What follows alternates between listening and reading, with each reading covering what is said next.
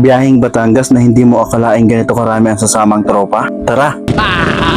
Gumising nga kami ng alas 2 ng umaga para maayos pa ang mga gamit na dadalhin. Dahil ang usapan alas 3 ng umaga dapat nasa meet up place ka na. Kaya pagdaan ko nga dito sa may Juan Luna, dito na ako agad nagpagas. Pinagasan ko na si Perdo para in case man kung tayo na lang hinihintay, diretso na agad. First full tank ka, 200 agad. Ngayon nga masusubukan ko kung gaano talaga kalakas pumonsumo ng gasolina si Perdo. Kung hanggang sana aabutin ng 200 na to. Saktong mag-aalas 3 na nga ng umaga nang makarating ako dito sa meet up place. Sa may Abad Santos, Clean Fuel, na kung saan naghahantay na rin ang mga tropa natin na mga kasama sa biyahe na ito. At dahil kulang pa, tamang flex muna ng mga solid na mga kasama. At yan na nga ang hindi nawawala sa mga biyahe, that's Motovlog, laging on the go yan. At syempre, ang solid na guide marshal at solid din ang pormahan, Rix Moto. Andyan din si Master Basul, Master Usman, Master Jam. At ang ibang mga tropang hindi ko na nga na-flex dahil sa dumating na ang hinihintay na sa Boss Jason. Kaya bakbak na agad, hindi ko man sila ma-flex, mamaya makikita nyo kung sino-sino mga tropang sumama. At ganito nga kami karami mga kaalpa dahil akala ko nga kunti lang ang sasama sa biyahe na to pero sulit ang dami ng sumama.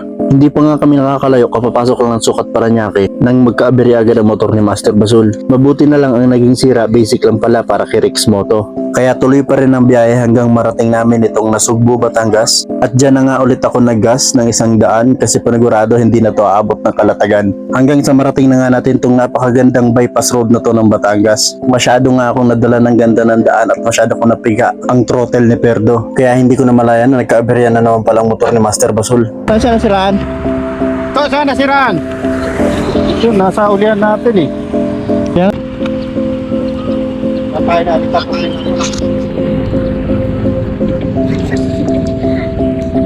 Pagkatapos nga ng paghahantay, tuloy na naman ang biyahe hanggang marating na namin ang Kalatagan. Yung tinatawag nga pala nilang Little Boracay ang sasadyain natin dito. Pagpasok mo palang bubungad na sa'yo ang mga puno at ang malikabok at mabatong daan. Kaya mapapaisip ka kung nasa ng dagat. Kaya pag natanaw mo na ang dagat, mapapawaw ka na lang at pasabi mong sulit. Ito nga pala ang floating cottage nila dito at ang akala ko nga ito na ang Little Boracay na sinasabi. Hindi pala, ito pala yung sasakyan mo papunta doon sa gitna. At ito na nga mga kalpa, hinihila na tayo ng bangka papunta sa gitna. Kanya-kanya na rin picture-picture yung mga kasama natin at maya-maya nga makikita nyo na yung itsura ng tinatawag nilang Little Boracay. Huwag puro trabaho mga kaalpa, pag may oras kayo gawin nyo rin to. Mag-unwind paminsan-minsan kasama ang mga tropa. Mga lugar at mga tanawing bago sa inyong mga mata. Nakaka-relax talaga mga kaalpa, kaya minsan subukan nyo to.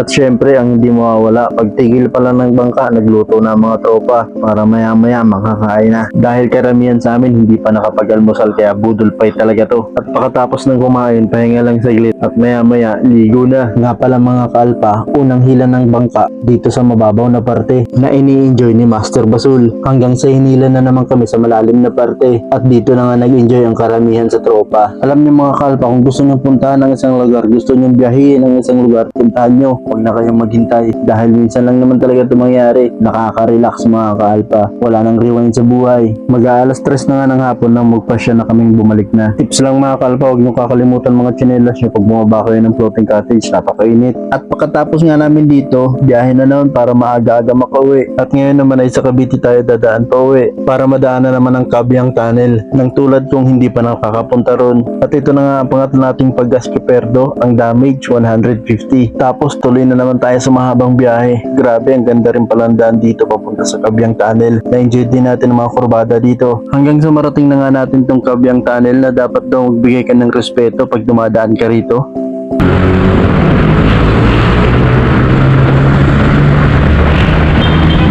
Sheesh, grabe. Makikiram po, respeto, respeto.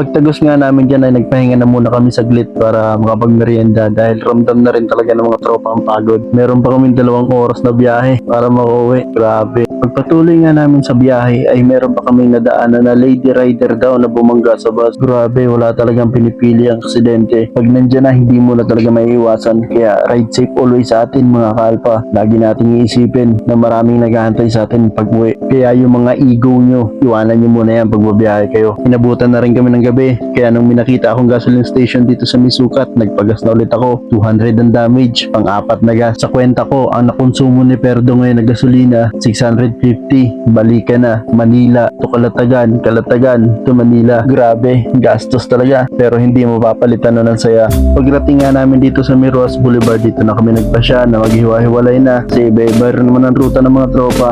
Salamat, Rex Moto, Master Jam, Boss Dong, Boss Jason, Master Osman, Master Ondes, at Master Basul at Kidats Motovlog na biglang nawala. At habang binabaybay ko tong Road 10, hindi ko akalain na makakasabay ko pa rin ton si Boss Julius. Nakasama rin namin sa biyaheng Batangas. Yun nga lang, sa Batangas umiwalay na siya kasi taga Batangas pa lang magulang niya. RS na lang Boss Julius, sa susunod na biyahe na lang. So yun lang mga ka-alpha, ride safe, keep safe sa ating lahat. Yung isa ka mag-commuters, ingat lagi.